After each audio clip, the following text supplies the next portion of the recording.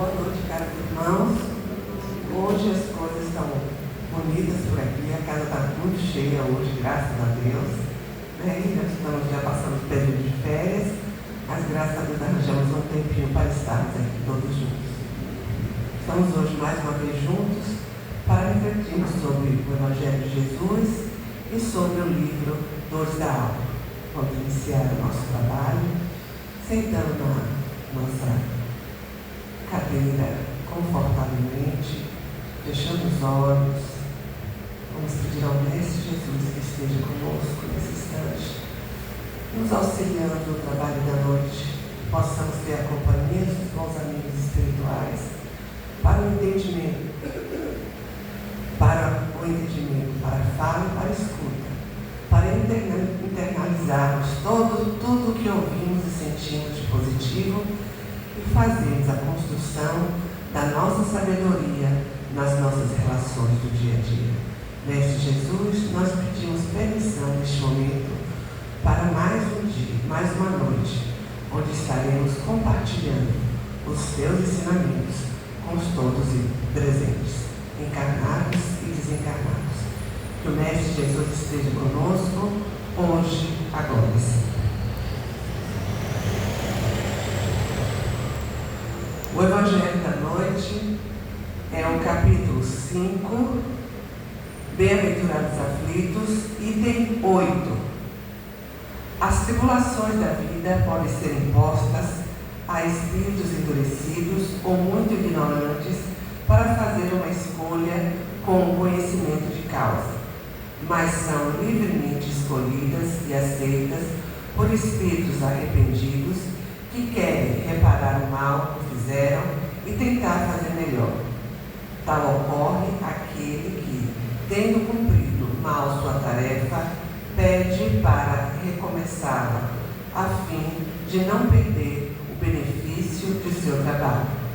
Portanto, essas tribulações são, ao mesmo tempo, expiações do passado, que elas punem, e provas para o futuro, que elas preparam. Rendamos graças a Deus que, em sua bondade, concede ao homem o direito de reparação e não o condena irrevogavelmente por uma primeira falta.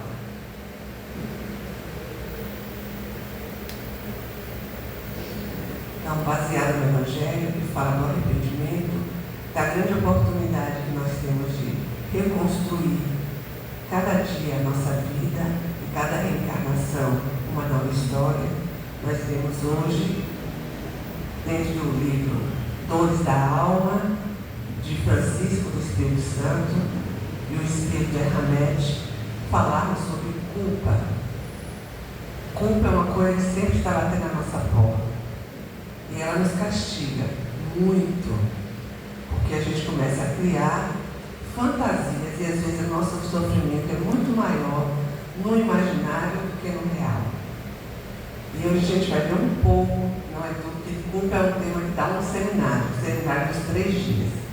Nós iremos ver um pouco do que seria a culpa que às vezes nos persegue, nos condena e nos faz adoecer por coisas às vezes que não tem tanto sentido, não precisaria tanto peso.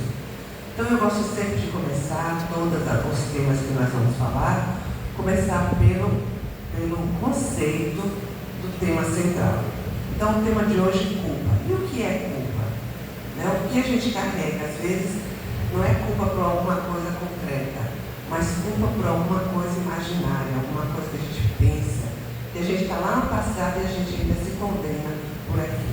Então, culpa é um sentimento de responsabilidade por um dano, erro ou omissão, real ou imaginária, que viola valores morais e pessoais. Pode gerar remorso e, quando excessiva, prejudica a saúde mental. É um processo focado no passado, muitas vezes confundido com responsabilidade, mas pode se tornar um ciclo de autoflagelação. Ou, a gente pode dizer também, é uma emoção complexa e um estado emocional de remorso ou responsabilidade que surge quando alguém acredita ter violado padrões morais, éticos ou sociais, ou causa do dano a outro. Envolve autocrítica e desconforto, sendo muitas vezes uma resposta ao fracasso ou erro real ou percebido. Então, muitas vezes a culpa que nos condena, a nossa consciência vira um juiz e nos aponta culpado, culpado, culpado. Às vezes aquela culpa nem é tão real. É uma produção da nossa mente, do nosso espírito atormentado por alguma coisa física, alguma coisa que a gente pensou, alguma coisa que a gente deixou de fazer, ou alguma marca de um passado bem distante, nesse mundo de tantas idas e voltas para o mundo espiritual. E a gente começa falando, a gente vai começar falando que a culpa, ela nasce no seio de religiões ortodoxas com o objetivo de estabelecer dependência religiosa. Então nós vamos perceber que muitas das religiões ortodoxas, aquelas que não mudam o seu padrão, que só vê as coisas por um ângulo só, que só vê as coisas por um viés só, elas costumam pregar e passar para os seus fiéis que, se não for daquele jeito que está dizendo, você é culpado, você vai para o inferno, o fogo do inferno eterno. Então, esse conceito, ele foi elaborado desde os tempos mais remotos. E isso a gente sabe que dentro da psicologia a gente fala de Carl Gustav Jung e do inconsciente coletivo. Isso foi passando de gerações para gerações e até hoje a gente ouve uma pessoa dizer assim, ó, não faz isso que Deus castiga. Por quê? Porque criou a ideia de que a culpa deve nos acompanhar para que possa nos impedir de fazer alguma coisa errada. Então, eu fiz alguma coisa errada em algum momento da minha vida. Errado para quem? Errado para quê? A gente não costuma responder essas questões. E quando a gente começa a analisar o erro que tivemos no passado, a gente pode pensar assim, para a gente se livrar da culpa. Naquele momento, naquela maturidade que eu tinha, naquele estado que eu estava, naquela situação, naquela época, a única forma que eu tinha de agir e reagir era dessa forma. Eu não tinha outra. O meu conhecimento, a minha experiência, o mundo só me levava para fazer aquilo. Vamos imaginar, principalmente os mais velhos, na nossa adolescência e na nossa infância. Tudo era pecado e era culpa. Quem é o culpado? Isso quebrou. Quem foi o culpado? Não falar assim, alguém quebrou isso? Não. Quem foi o culpado que quebrou isso? Então a palavra já tinha um certo peso.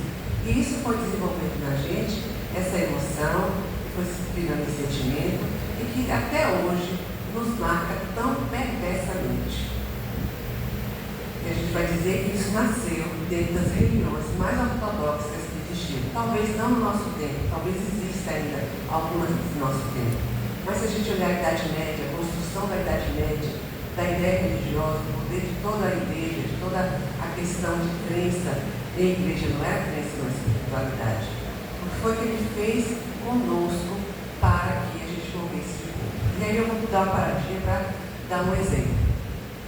Eu li um dos livros, não agora, há um bom tempo atrás, que até hoje existe essa ideia, que durante a Semana Santa, não aparece uma culpa, mas durante a Semana Santa, principalmente a quarta, quinta-feira e sexta-feira da Semana Santa, os casais não podem ter nenhum relacionamento íntimo, que é pecado.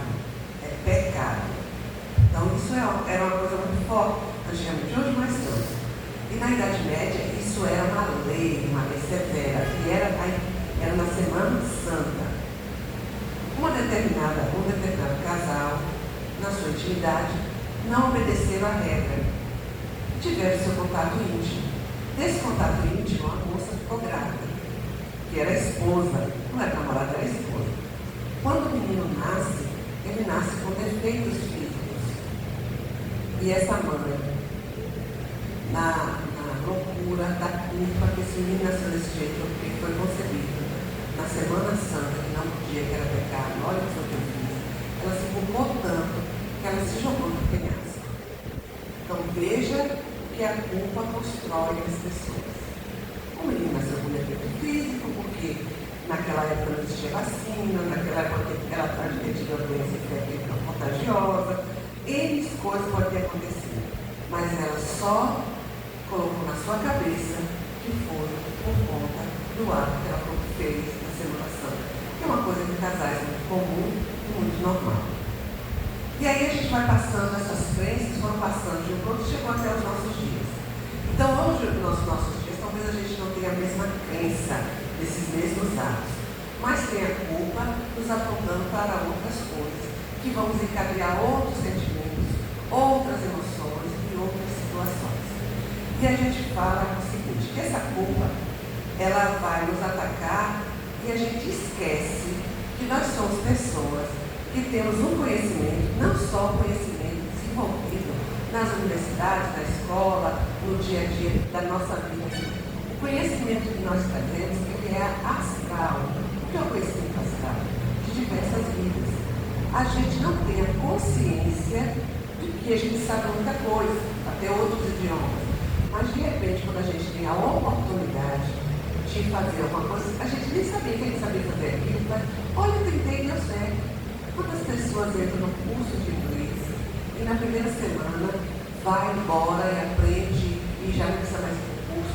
Tem gente que não vai nem no curso, pega filmes que são em inglês e não assiste só a voz, sem a tradução, e começa a se buscar, estudar e tentar repetir quando vê, está falando inglês, sem precisar ir ao curso. Então, são arquivos que nós trazemos, porque nós temos um conhecimento astral. Esse conhecimento astral traz coisas boas e traz coisas não tão boas. E a gente vai passando pela vida sem entender, porque de repente nós nos sentimos tão mal diante de determinadas situações que nós não estávamos envolvidos. Só de assistir a gente sente uma meia. Então a gente tem que lembrar disso.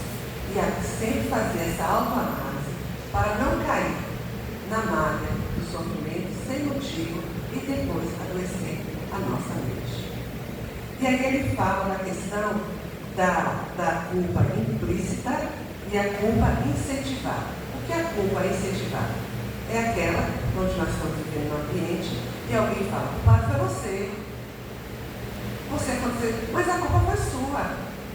Então sempre está repetindo e a gente termina absorvendo aquela ideia de que nós fomos culpados realmente. Culpado porque o arroz queimou, culpado porque o leite derramou, isso vem muito da infância. A mãe deixa o menino olhando o leite derrama, culpado foi você que não olhou o leite. Essa palavra culpa é muito pesada e ela vai nos acompanhando e vai desenvolvendo outros comportamentos onde a palavra chega, você é culpado. E a gente não precisa mais que ninguém diga. A gente diz, minha culpa, minha máxima culpa. E depois vem a culpa implícita. O que é a culpa implícita? Aquela que já nasce com a gente. Como é que essa culpa nasce com a gente? Na revista Espiritismo Cristão, já de uns 3 anos atrás, eu achei um artigo que dizia o seguinte: as pessoas erram muito quando estão aqui no plano encarnado. Erram muito, mas erram muito mesmo. Quando desencarnam, eles encontram na sua frente o que ela deveria ter feito e o que ela fez, ela vai perceber que há uma distância muito grande. E ela começa a entrar no estado de culpa. Essa culpa desperta o remorso. O que é remorso? Remorso é aquela dor que abre a gente por dentro, que queima a gente por dentro, mas não é arrependimento. Porque o arrependimento é só arrependida. Eu vou lá, peço desculpa. Se me perdoou, ótimo. Se não perdoou, a gente vai reconstruir outra coisa, vai procurar outra saída, mas eu vou sair daquela situação. E o remorso, ele amarra você no cimento e joga para baixo. E é que ele fica batendo na tua consciência. Aí, tá vendo o que ele fez? Tá vendo?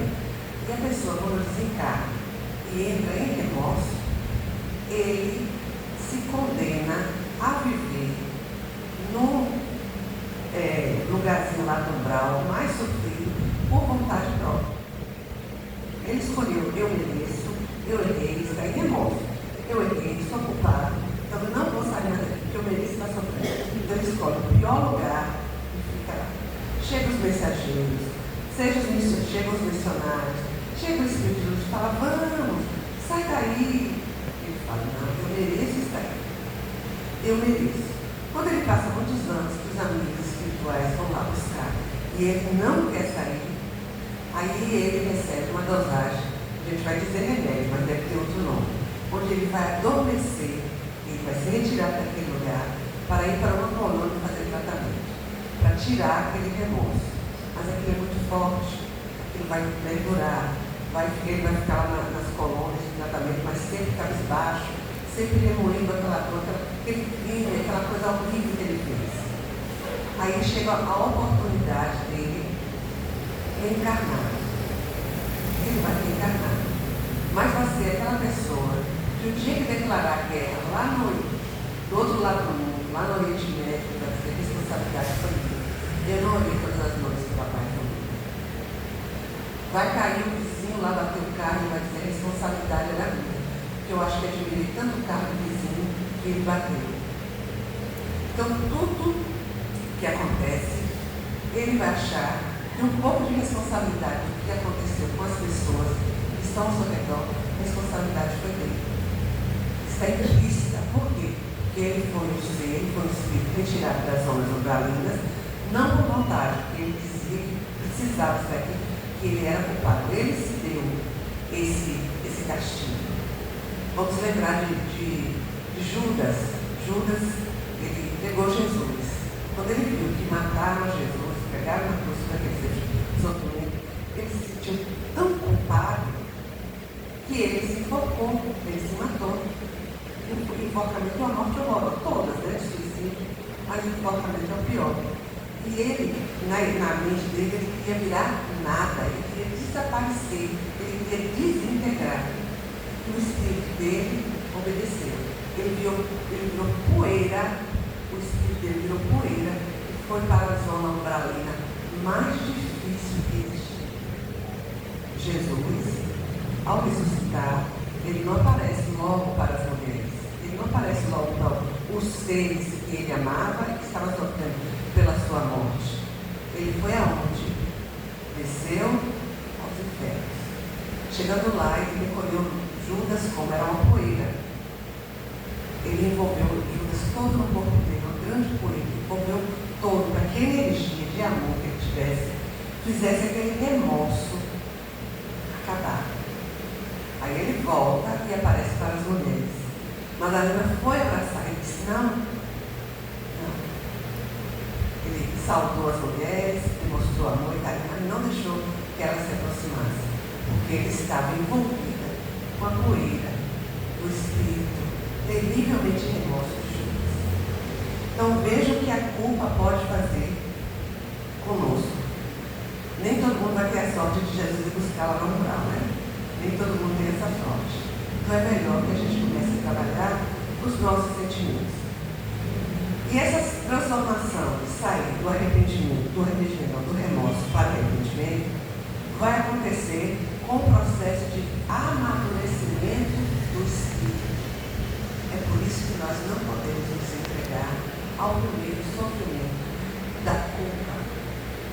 Nós temos que procurar enfrentar por que eu estou me sentindo culpado. Porque eu bebi, porque eu bati, porque eu apanhei, porque eu falei, porque eu sou um fracasso em alguma situação. E enfrentar, procurar ajuda, procurar amigos, procurar profissionais, procurar religião, procurar leituras, para que nos levante. Porque a gente possa amadurecer e possa ter uma reação diferente e desconstruir aquele comportamento que não foi bom, que nos levou ao remorso, e construir um comportamento estruturado no arrependimento para que a gente possa ressurgir das cinzas. Olha a história da Fênix, ressurgir das cinzas. Enquanto estamos vivos nesse planeta, nós temos toda a oportunidade de voltarmos a brilhar. A vida não foi feita para que a gente seja um caranguejo andando sempre de lá para trás. Nós nascemos para andar para frente. Óbvio que nesse caminhar para frente vão ter buracos que nós iremos cair. Mas devemos ficar nesse buraco parado? Não. Devemos levantar, sacudir a poeira buscar ajuda, porque às vezes a gente não consegue sozinho. A maioria das vezes a gente não consegue sozinho. Porque se a gente fosse tão forte conseguisse sozinho, a gente não teria caído no buraco. A gente sempre vai precisar de uma pessoa, uma palavra, uma religião, um livro, uma profissional, a oração, né? E a gente vai falar mais tarde sobre isso. E aí a gente vai para a escola em determinados caminhos, até a religião, e a gente está muito fragilizada ainda. E a gente ouve a seguinte frase: sacrifique-se pelos necessitados, faça caridade, vá em busca de ajudar alguém. E a gente vai ouvindo isso. Mas nós estamos extremamente fragilizados porque a gente quer sair de um negócio. Como nós não conseguimos ainda alcançar esse ato tão nobre que é a caridade, e o que a nossa religião ensina, às vezes nós desistimos no meio do caminho, porque diz assim: não posso ajudar ninguém, não estou conseguindo ajudar, mas não está conseguindo ajudar porque ainda não está preparado. E o nosso compromisso nesse instante é estarmos preparados nessa caminhada que eu escolhi para mais tarde eu estar em uma situação que eu possa ajudar alguém que está na mesma situação que um dia eu estive. Eu vou ser aquela ajuda que aquela pessoa vai precisar. Então eu tenho que estar preparado.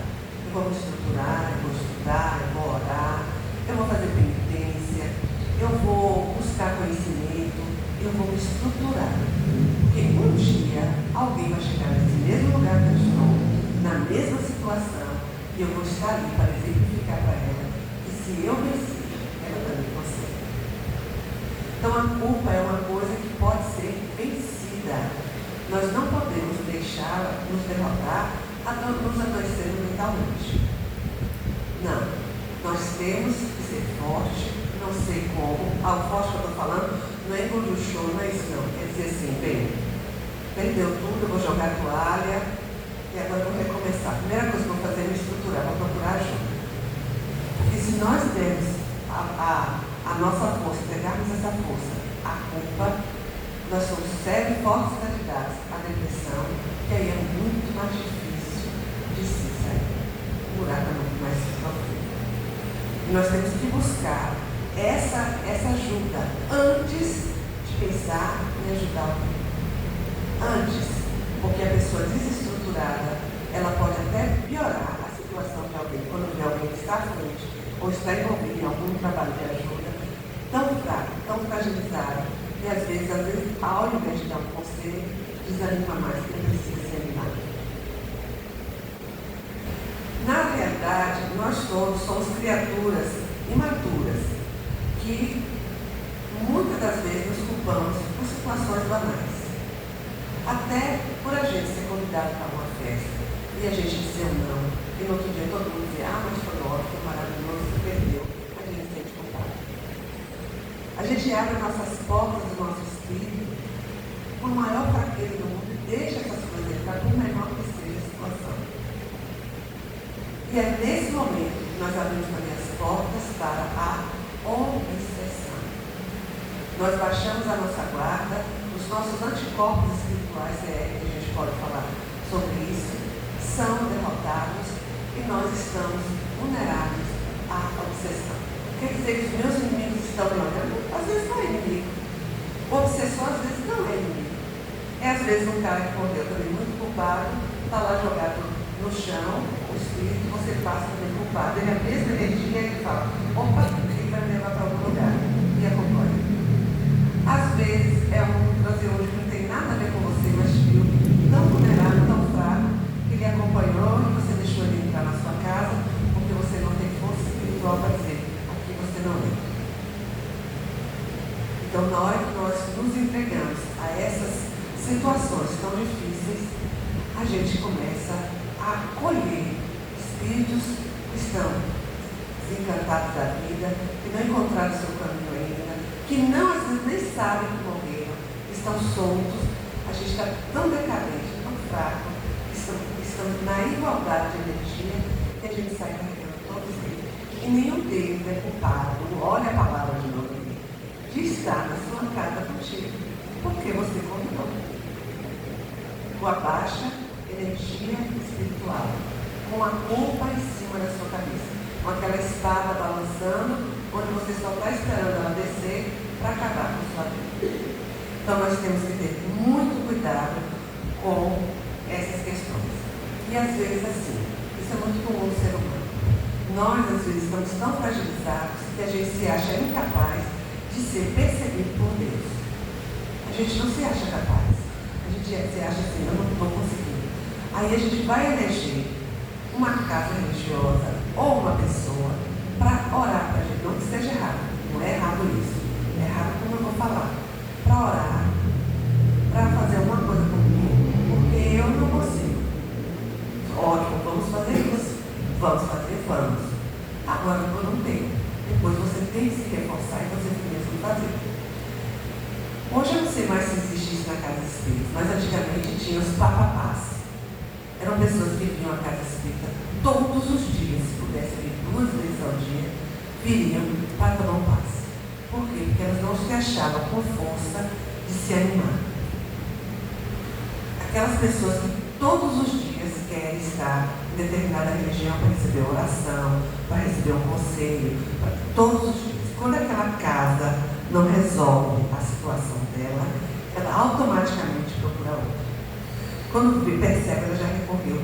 Todas as casas religiosas do município, da cidade, já estão aos arredores. Aí ela veio e disse assim, olha, tem um lugar lá em Santo Antônio de Jesus que é bom, tem uma mulher lá que faz uma reza.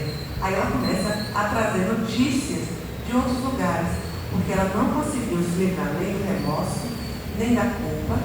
Ela não se acha merecedora, ela já se convenceu que ela não é merecedora. Então ela está jogando essa responsabilidade para que o outro faça por ela, peça por ela e a cure dessas mazelas que ela tem. Mas ninguém, nem os espíritos, nem ninguém pode fazer isso por você, se a gente não estiver pronto para dar o primeiro passo. Buscar lá no nosso íntimo o que foi que causou, qual foi o gatilho que fez com que eu ficasse desse jeito. Quando descobri, vamos resolver? Ah, mas é muito difícil. Sim, não estou mandando, ninguém está mandando resolver tudo de uma vez. Divide em pedaços. Corta. Divide em pedaços. Hoje resolve esse pedacinho, amanhã é esse. Eu não sei pedir desculpa. Eu não sei. Mas eu vou orar a Deus para que Ele me ajude a tirar essa raiva dentro do meu coração e que eu consiga pedir uma desculpa verdadeira. Faço oração 1 dia, 2 dias, 3 dias. Até o dia que eu tenho coragem que eles nos ouvem. Quando essa desculpa é pedida, a pessoa que for ofendida vai dizer assim, tá, desculpado, mas eu sei que me desculpou, foi muito automático. Eu vou orar para que aquelas palavras que eu disse cheguem até o coração dela e ela me desculpe de coração. Olha quantos pedaços eu estou dividindo esse problema. Olha quantos pedaços. Quando eu conseguir resolver, sabe o que eu vou fazer? Louvar e agradecer. Não é porque resolveu, aí eu não oro mais, eu procuro mais a casa religiosa, eu resolvi não. Aí eu vou louvar e vou agradecer. E vou lembrar que agora eu tenho um comprometimento com o plano espiritual que tanto me auxilia. E a maioria de nós, quando se deriva da culpa e do problema, tchau, não preciso mais de vocês, não preciso mais de paz, não preciso mais de oração, não preciso mais de nada. Agora eu vou viver a minha vida. E a gente sabe que nesse mundo de meu Deus, onde nós temos tantos erros, temos tantas influenciações, a barriga não dói somente uma vez. Né? Depois o que acontece? Como é que as pessoas geralmente, às vezes, se sentem culpadas? Existem pessoas que são premiadas na vida. Nasce uma família muito problemática. O pai bebe, a mãe não liga para os filhos, os irmãos são problemáticos, pessoas doentes, e ela nasce naquela casa, naquela família. O que ela faz? Ela se torna o arquinho daquela família. Ela pega para ela assim, vou tomar conta de todo mundo. E ninguém resolve nada sem que ela dê opinião, que ela esteja na frente. E quando ela não consegue fazer isso, ela se sente como culpada. Se uma pessoa ali é um médico, ela não conseguiu levar de forma nenhuma, e a moça perdeu o horário do médico, a pessoa perdeu, mas a culpada fui eu. Eu devia ter deixado o que eu estava fazendo para fazer isso. Eu já vi uma pessoa desse tipo que disse assim: menina, saia, fulana fica em casa sozinha, ela toma os remédios dela sozinha, ela toma o banho dela sozinha, vai fazer alguma coisa. Não vou, porque ninguém sabe cuidar dela como eu. Olha que atenção. Por quê? Porque se ela sair, esquecer de tomar o remédio, Deus me guarde, a pessoa cair, uma panela queimar, ela vai se martirizar o resto da vida com essa culpa. Ou, pior ainda, quando a pessoa que ela está cuidando, que ela acha que está cuidando, fizer qualquer coisa que não é do agrado dela, ela vai dizer assim: está vendo, ingrata? É assim mesmo. Eu faço tanto por você, me sacrifico, não saio, gasto meu dinheiro. Olha o que você faz comigo. Quer dizer, a culpa que ela tinha, automaticamente ela transfere para a outra. Sendo que a outra não pediu para ela fazer nada. E tem uma história interessante. Uma pessoa tinha uma mãe, uma certa idade, e se martirizava muito todas as vezes que saía. Porque eu saio, minha mãe não sai, eu viajo, minha mãe não viaja, porque eu faço isso. E a idade dela, uma bem mais jovem, e a idade da mãe bem mais velha. E meu bem de vida, mas eu fico em casa. E um dia alguém disse para ela assim: sua mãe está pedindo para você fazer isso com você? Ela disse: não. Sua mãe, quando engravidou de você, ela engravidou porque não queria ou porque foi obrigada? Não, porque queria. Tudo que ela fez e faz por você, ela está pedindo retorno? Não. Por que você está se cobrando tanto? Para que essa culpa tão grande nas suas costas? Qual o motivo? Então, às vezes, nós criamos situações que não são reais e a gente carrega, e a gente colocou ali, coloca esse peso em cima, cria situações. Porque fulano, eu vou fazer isso para fulano, eu vou comprar isso para fulano, vou dar isso para fulano, porque eu trabalho, porque eu tenho dinheiro, mas o meu dinheiro eu estou dando todo para os fulanos. E eu estou ficando só. Por que eu estou fazendo isso? Porque no fundo, eu quero todo mundo aqui na minha mão. Para quando alguém dizer alguma coisa, a gente dizer assim: eu faço tudo com você. E você me trata desse jeito? Então a gente tem que ter muito cuidado com a nossa mente, para ela não adoecer com a culpa e a gente querer manipular as pessoas através da própria culpa, jogando o que a gente sente sobre os outros. E a gente esquece de uma coisa muito importante: nós temos um Deus e Ele está vendo tudo. A gente fala bem parecendo que Deus mesmo através da visão do humano, né? Deus, Ele nos dá grandes oportunidades de estarmos aqui no lugar certo, com a família certa, com as pessoas certas, na situação certa, para resolvermos os nossos pendentes que ficou lá atrás no passado.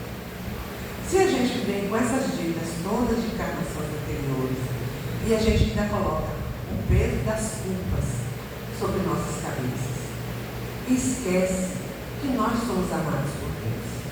E lá no livro de Ramés diz o seguinte: se nós tivéssemos a verdadeira fé em Deus, se nós tivéssemos realmente a verdadeira crença em Deus, a culpa não acharia alojamento em nossos corações. Ela só está nos martirizando porque no momento de enfrentarmos os nossos sentimentos, as nossas questões mentais e emocionais, a gente treme porque a gente não tem a certeza do amor nosso para Deus, porque Deus para nós é feito, isso é infalível. Se estamos aqui para reconstruir, o amor dele foi grande. A gente treme nas bases. A gente treme e a gente não tem certeza de que vai acontecer. E aí a culpa nos condena. E a gente esquece que o princípio da vida é Deus, o meio da vida é Deus, e a continuidade, que não existe fim, a continuidade da vida é Deus. Nós somos feitos de luz, caminhamos na luz e voltaremos para a luz. Só que nesse meio do caminho a gente pega pedra, a gente pega pedregulho, a gente apaga metade da luz, a gente corta um pedaço da nossa cruz que estamos carregando para colocar servir de ponte, para não ter mais ponte, para a gente ficar no buraco fundo. A gente escolhe os lugares mais esburacados para andar, a gente cria confusão, a gente tem ciúme, a gente não está satisfeito com a vida que a gente tem, a gente menospreza os outros, a gente é ambicioso demais. A missão, tamanho bom, tamanho certo é ótimo, isso faz crescer, mas a missão, quando cresce demais, é altamente pejorativa e nos faz sentir culpa quando as coisas não vão. E a gente esquece que nós temos Deus. Então, baseado nesse pensamento, a gente não deve esquecer que nós temos um Deus, que nós temos um Jesus que veio aqui para edificar, que nós temos milhões de amigos espirituais de luz que estão a todo tempo nos influenciando para o bem. Para lembrar disso, a gente vai ouvir uma música agora.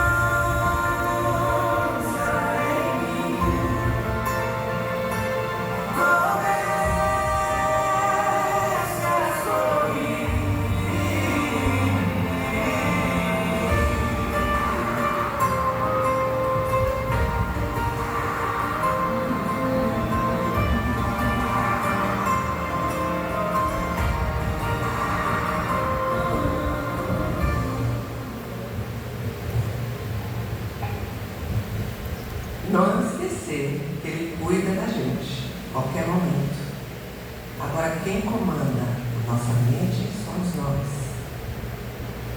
Quem diz o que entra no pensamento ou não somos nós. Mas Ele está cuidando da gente. Agora, ninguém pode cuidar do outro se o outro não permitir. Então, agora vamos nos preparar para o passe da noite. Vamos sentir confortavelmente. Vamos lembrar que eles estão cuidando da gente da melhor forma possível.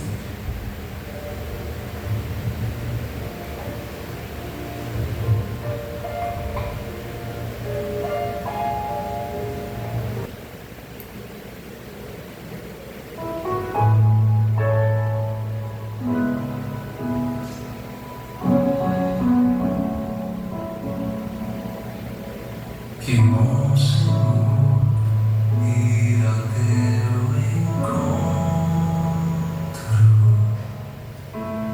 poder chegar e adentrar a tua casa, sentar-me contigo e partilhar da mesma mesa.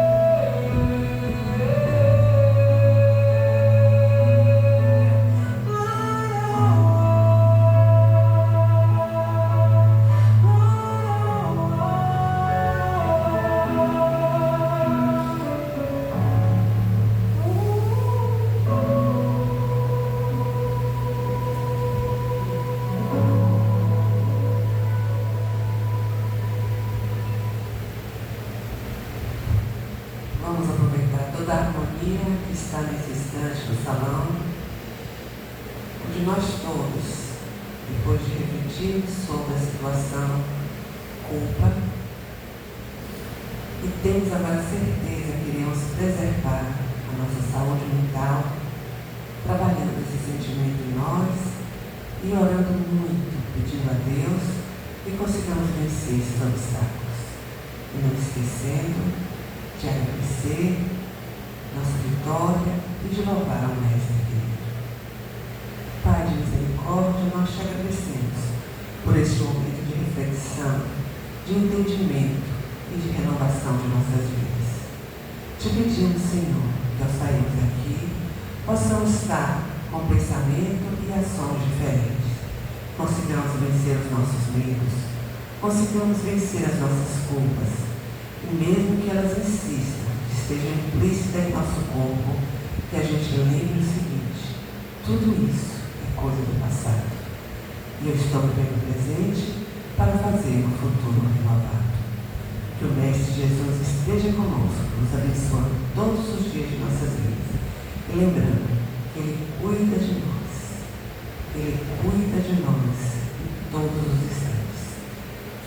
esteja conosco, que nos abençoe, hoje, agora, Senhor.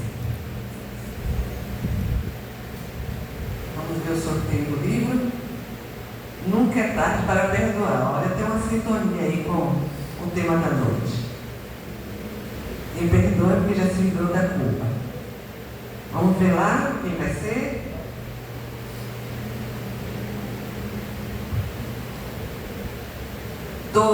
Número 12. Número 12.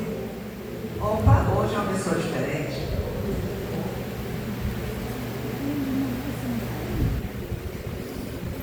Humberto Passeano. Muito bom livro, viu?